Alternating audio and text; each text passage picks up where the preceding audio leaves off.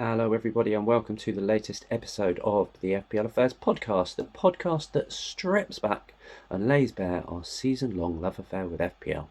In this video, the FPL Affairs Swan, aka the Differential King on the All in Football FPL show, shares with you the players who he believes will be this week's Differential Kings. How many will there be? Do you own any of them? Has he missed any? Before we get started, don't forget to like this video, subscribe to the channel for all of our content, and ring that bell to be notified of each piece of new content we release. Anyway, enough of my small talk. Barry, get cracking. And there's Mo Salah. There goes Haaland. He's on his way again. He's hungry. He's scored. Ice cold precision from Palmer. Saka! That is a diamond of a goal! Hello everyone, and it's me, the Differential King of the All in Football FPL show and the FPL Affairs Swan, and today it's the Differential Kings Game Week 3. So this episode we're going to look at the budget midfielders that we touched upon early in the season, have a little recap on them, say who's a hit and who's a miss so far. Then I'm going to look at my top 5 that I predicted who's going to be the best throughout the season. Going to have a little recap on the Game Week 2 Differential Kings, who got the throne in the end, and then going to look at the Differential Kings for Game Week 3. See if I'm correct or not. We'll decide and see who makes the list. Let's get cracking. So the budget midfielders, quite a lot of them have now returned. There's only a few that haven't yet.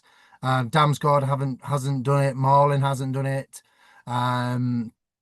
Murphy, who hasn't really been starting for Newcastle. Same with Elliott, who hasn't been starting for Liverpool, and John Ares, who has been a bit of a flop at this moment of time for Wolves. So hopefully he can turn that around. But and Ahmad for Man United, but we're not touching upon them because they're just awful at this moment of time. So yeah, so apart from that, everyone else, and Dan James as well, he hasn't done it, but he's got a clean sheet bonus, so he got 5 points. So with that, obviously all the others have done it. So obviously so far I'm looking good on that front. So hopefully I can keep that form going throughout the season with picking my Differential Kings for the game weeks upcoming.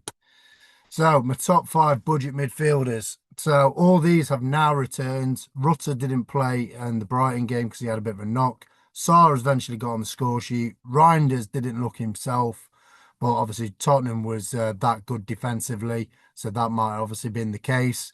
Kudus has looked electric since obviously going there. He looks like he's caught his West Ham early form, and then Grealish came up with the goods and got 2 assists on his home debut for Everton.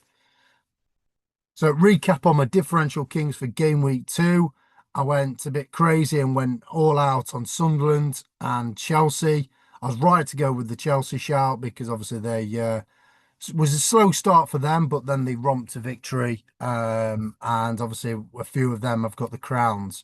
But my Sunderland assets, who I picked, Mayenda, Diarra and Adinga, they were just awful. Burnley obviously outplayed them. I thought there was going to be a bit more from them, and unfortunately I died by the sword on that one. Odegaard, obviously, unfortunately for him, he looked like he was getting involved in the game, but then obviously had a tumble from stack, obviously landed on his shoulder, and he stacked it, to be honest, on his shoulder. So that meant he was substituted early and only got the 1 point. My Bournemouth assets, I was unlucky with Brooks. He had a few chances, obviously, and he had a few chances to get an assist, but Semenyo just couldn't hit a barn door, unfortunately, for my shout for Brooks. But Tavernier, on the other hand, he claims the throne. He's got the crown. He's sitting in his nice throne. Who's going to get the throne for Game Week 3? We'll find out soon, who I've got it on at the moment. But Tavernier got 11 points. He was the high-scoring player, so well done to him. So if you owned him or brought him in, congratulations, pat yourselves on the back. I was torn between picking him in my differential draft, but I went for Diarra because I was praising him throughout the podcast the last time. But unfortunately for me, I should have opted for Tavernier because obviously he came up with the goods. Gittins, I picked Gittins. I gambled on him because obviously I thought he might start because I thought he did enough in the first game against Palace. Well, unfortunately, he didn't. Might be because he came off after 56 minutes in that first game. So that I should have really looked at that and gone, hold on a minute. I don't think Maresca fancies him as much as I did.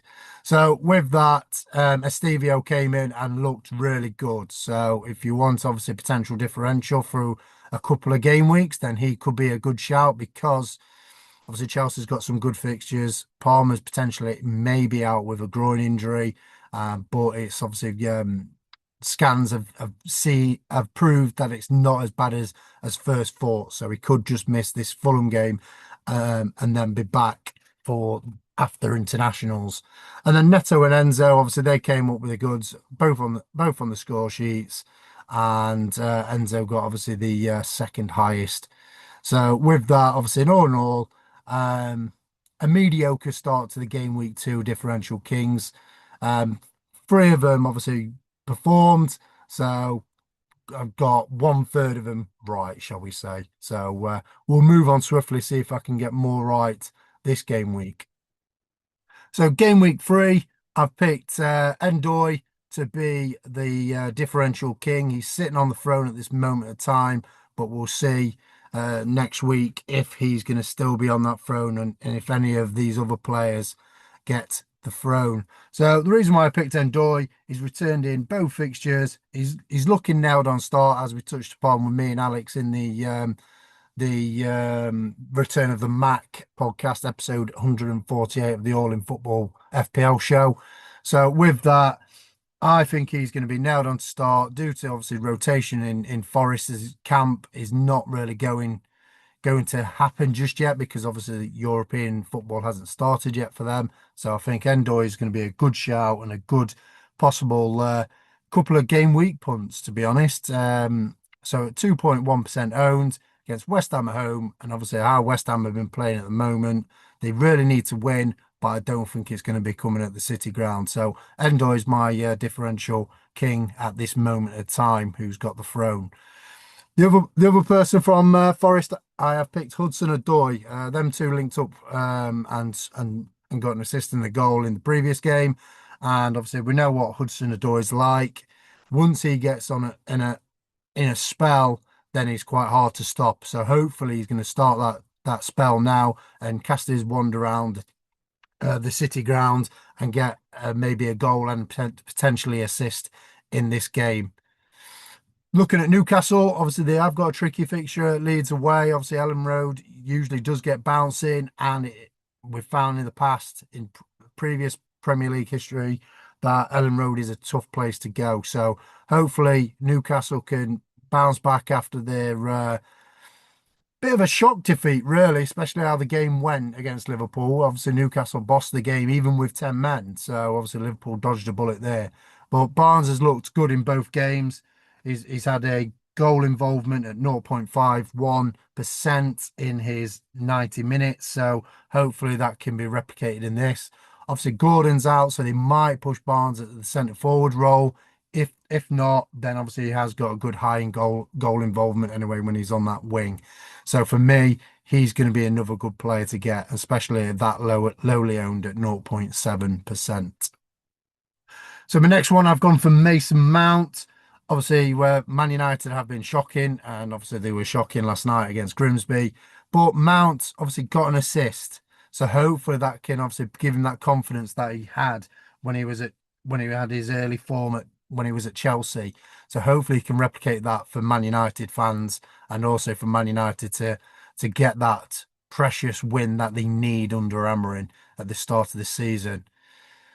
The other one is Barry for Everton. No, I haven't picked myself. I have picked Barry at Everton, who's got Wolves away. Can be a tricky fixture. Obviously, West Ham went there in the Carabao Cup and lost 3-2, but they was winning. And then a late brace from Strand Larson.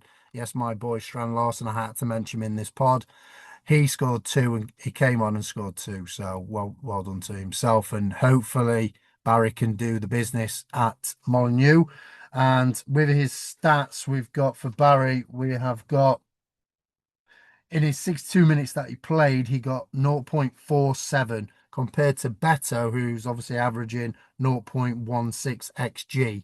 And so basically, Barry has nearly got 3 times more XG than Beto, even though Beto scored against Mansfield Town.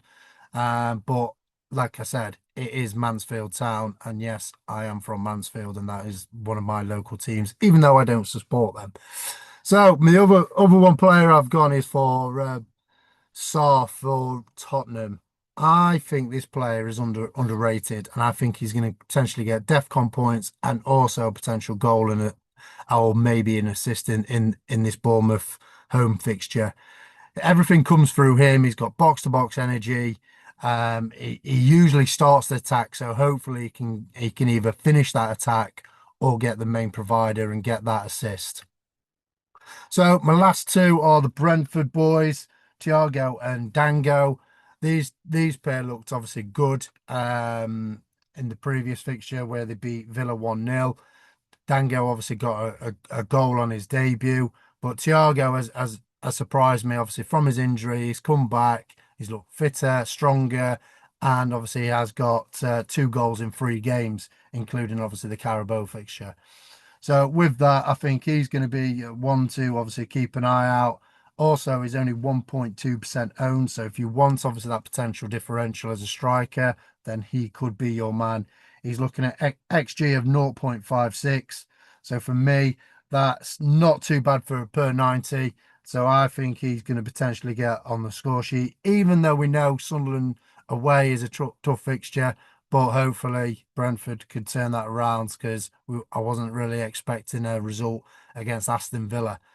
So Dango Ouattara, as I mentioned, he scored on his debut. We know what he's like. His Bournemouth days where he was electric. Everyone was getting him into our teams. And with that, I think we should start looking at potentially getting him into teams.